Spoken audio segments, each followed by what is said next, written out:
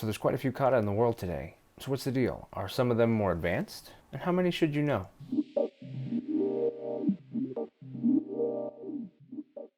Hey, what's up? I'm Ken. This is kenfuTV, and every week I release videos on the martial arts.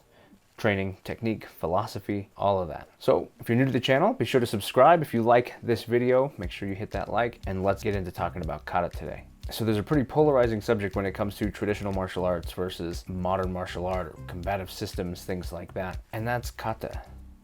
The idea of it, why we have it. I've already talked about why I think kata is important, where I think it fits in training. I'll link that up or down or both. But if you're in the traditional martial arts camp, then one of the things that might come up for you is how many kata should you know? And sometimes you hear people talking about senior kata or advanced kata. And I kind of want to talk about that because over time, I've spent a lot of time looking at it. Truth be told, I've been taught over 50 empty hand kata. You start adding in the weapons kata, that number gets closer to 100. That's a lot of kata in different styles, different systems. So believe me when I say I've had time to really sit and think and ponder, where does all this fit and how does this all go together? So let's tackle the low-hanging fruit. The low-hanging fruit is, are there more advanced kata? And the answer is yes. I do believe that some of the kata, especially kata developed later on as a way to bridge the gap. Because here's the thing. Kata was developed to remember a fighting system. So there's an entire process of getting you to the point of studying kata, where you develop all of the skills. Well, over time, we've kind of flipped that around. We learn the kata first, and then we try to pull it apart. If that's the case, then sometimes it can be difficult to learn the different things about those kata. So over time, other katas have been developed. Basic katas, things that get taught prior to some of the more traditional or longer held kata. And those I would certainly say are simpler because they were designed to be really simple stances, really simple technique, more of a way of drilling the basics. To me, and I have a couple of those, I've even developed a couple of those myself that I teach, and I view them as a drill, a way to practice fundamental technique. And they're just a really good way to get everybody on the same page, especially if you have classes with a large number of people. It's just a good way to get started, especially for kids. What's more important is the skill that comes out of that practice. And maybe at some point, if you're interested, I can talk a little bit about the ones that I developed and why I developed them and kind of the thought that went into them and how they work and what they train. But for now, let's stick to the main kata. Yeah, if you have kata like that, if you consider kata like that, then there are definitely advanced kata when it comes to putting that all together. But if you spend enough time talking to martial artists, traditional martial artists, then you're gonna run into the idea of senior kata. Senior kata. So you got your beginner, your junior ranked kata, and your senior ranked kata. I struggle with this one personally because I don't feel that it's necessary. I don't feel that it should be categorized that way. I think that misleads people into thinking that these kata are something magical, something special, something beyond what they really are. Modern systems these days teach many. I think the system that I was trained in teaches 34 empty hand kata. So as you go through, you're learning 34 different kata. By the time you're testing for your black belt, you should know like 15 or something like that, not including weapons. And that's a lot, right? And there's the idea of them, some of them being advanced kata. Now here's where my thoughts might not match up with some people. My feelings might be separate from the way certain people think about this stuff. When you look at kata, kata was developed as a way to remember what was taught, either by the person who taught it or a student of that person, as a way to develop and practice and solo train the fighting system they were taught. But each kata was a system to itself. It was an entire fighting methodology. It included the ideas of striking and grappling and throwing and all of these things. One way that I really like that it gets presented, or I've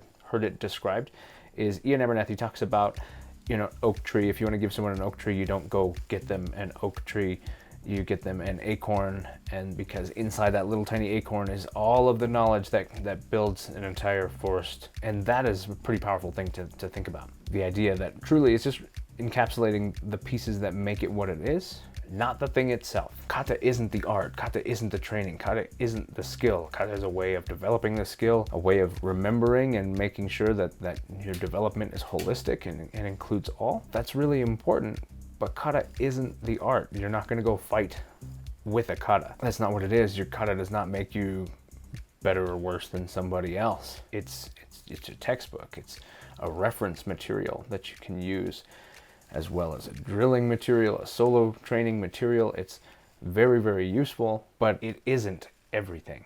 It's not every example of everything you could ever do. It's key examples to make sure that things are understood. Now, as you look at systems like the one I was trained in, where you have these larger scopes of kata, then what starts to happen is you start to treat them as a whole. Our art is comprised of this. All of these things, all of this, that's what our art is comprised of. The issue I see with that is very quickly you start to try to compartmentalize it, you try to break it apart, you try to understand it, which is very, very natural. But what happens is you start to say, okay, then these katas teach us these things, and these katas teach us these things. And if you want to learn how to do this, then you go to this kata will teach you that. And there's a very, very small amount of truth in that. And that came from the people who taught them, right? If that person was very, very good or known for that thing, then maybe it teaches it a little better, but it doesn't mean it's the only place that you learn it. Because if kata contained an entire fighting system, and there are notable exceptions, things like the heian or the pinan katas, things like that, where they were designed to be a group, then sure, there's the idea of this growth, this progression, this escalation of knowledge. But otherwise, most kata are just a kata that included everything. So to look at it and say, well, I've got Basai Dai, it teaches me this, and I've got Hangetsu, it teaches me this, and together we've got all these skills, kind of goes against the original idea that Basai Dai was a fighting system. Before it was Basai Dai, it was just Basai, right? You have Basai Dai, Basai Sho, and that's more of a period of time thing, not a level thing. So you have Basai, and Basai was a way of training, it was a way of fighting. You have Hangetsu, you have Chinte, you have Chinto, you have Nijushiho, you have all these different kata, and they are their own thing. I think it robs the idea of what they stood for and what they were intended to be by believing that they only carry a piece of a whole. I just don't believe that's true. I do believe that learning someone's methodology is important. Look at professional fighting, sport fighting. Every one of those fighters, these days, a lot of them train very, very similar things. The idea of mixed martial arts itself has become more of a specific thing. It has moved from, we have different varying martial arts backgrounds and we're fighting with them, to, okay, well, I'm gonna primarily train some really good boxing hands, I'm gonna train some Muay Thai kicks, I'm gonna train some Jiu-Jitsu, I'm gonna train some Judo, I'm gonna put these things together, and it's actually kind of codified itself to a degree. There's still coaches and people training and offering in different pieces, but there's kind of a core there that has been accepted as being the way. So when you look at the fighters, the things that make them different are the things that make them themselves, right? The things that they were trained in a little bit differently, the history they have, the things that they're really good at doing and the things that they're not good at doing, help determine how that person moves, how that person fights, and what makes them successful. So learning the different ways different people fight, training with different people. So in this case, it'd be no different than going to be coached by one of those fighters, learning how they fight, and then later being coached by another fighter that fights differently and learning how they fight. In a lot of ways, they're probably going to teach you a lot of the very same things, but their approach to it, how they do it, and why it's effective will be different. And as you put those together, there's power in that perspective. And so I find having multiple kata is useful for that, for finding those perspectives, for understanding, was the kata developed by someone who is short, and so they do very specific things and they avoid other things that are beneficial when you're taller? Maybe. Were they a person who is very, very percussive and not particularly bent towards throwing and things like that? Maybe. We truly don't know. But when you look at all the kata and you look through it and you look at the movements and you start to pay attention and to understand that, you see there's not a ton of difference, there's a ton of overlap. When you really break it down, that's what's there. So I think the idea of having senior kata or advanced kata have a way of diminishing what we would refer to as the basic kata. Okay, well, I'm gonna go learn kusanku, and because of that, it's an advanced kata. I'm going to learn advanced techniques and advanced skills. I don't truly believe there's a lot in there that aren't in the heian katas or the pinan katas to where I need to feel like the pinan katas are inferior. I don't feel that that's true. I don't feel that, okay, well, you've learned the pinan katas, now go learn kusanku to become a better fighter and to learn all the stuff you haven't learned yet. I think you could easily spend all your time on the pinan katas. I think you could easily spend all your time on just that one kusanku kata. And when you look back through history, someone had a kata or a couple katas. If they had the luxury of training with multiple people, they might have multiple katas, but typically no more than 2 or 3. So this idea that you have to continue to lead to the next kata to get the pieces that you're missing is like continuing to wander down the beach hoping to find something when what you're looking for just involved moving out a little deeper. Treading in the shallows does not teach you the secrets of the depths, so dig deep.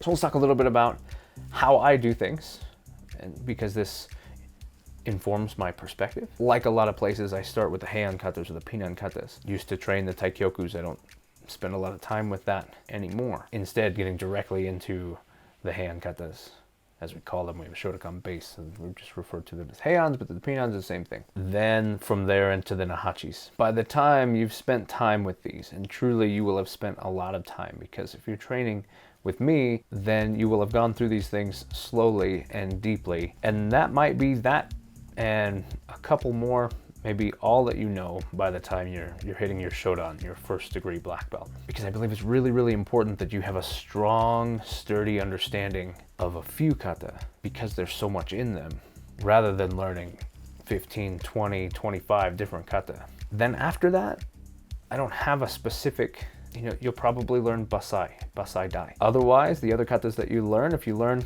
1 or 2 more, they either may be unique to you, ones that I've chosen out of the catalog that I have to go, I think this is a good fit for you, I think we should spend time, or I feel like studying this kata or this movement is going to help you develop in a way that you need to, in an area that maybe you're currently deficient and we need to focus on that. Or it might just be what you were introduced in. Hey, you happen to be here while we were working on this, you've started to learn this, let's just keep working on that. But just a couple. Some of that is just tradition. It's the way that we've done it. It's the way that we do it. But if I wanted to turn it on its head, I wouldn't feel bad. If I wanted to say, okay, day 1, you learn basai dai, and you're gonna spend the next 5 years just working basai dai and training and learning how to fight, learning how to use all of your fundamentals, learning all the different ways of doing things just within the context of that one kata, I don't see an issue with that. I think that would be more than fine. And if you look back in history, that's how it was. You had a person teaching you a method and you may be left with one kata. So I don't feel that they need to be labeled that these ones come first and these ones come later, especially along some kind of scale that grades these ones higher than these ones. I don't think that's necessary. I think whatever method you want to use to do, if I was training someone individually, I might even do that. I might train just an advanced, what someone would refer to as an advanced kata, just focus on that and focus on teaching them the skills, teaching them how to use it, teach them how to deploy it, and then how to remember it using that kata, rather than going, here's 12 that you're going to need to know. Because at the end of the day, knowing a bunch of kata is not the same as being able to fight and defend yourself and protect others. It's just not. And truly, knowing as many as I do, and that number might sound imaginary, might sound made up or inflated, but it's not. But what you should not be confused by is there are some of those that I know really, really well, and some that I've dug in very, very deeply, and some that it was just purely a matter of working through the memorization, having a basic understanding of the application, but truly it's never become strong because I just have not been able to devote that amount of time. There's no way to devote the necessary amount of time to 100 different katas. You can't. So you got to prioritize. And that's how I feel when I look at teaching them, is these are the ones that you should prioritize. Spend time on them. You may become exposed to others along the way, and that's great.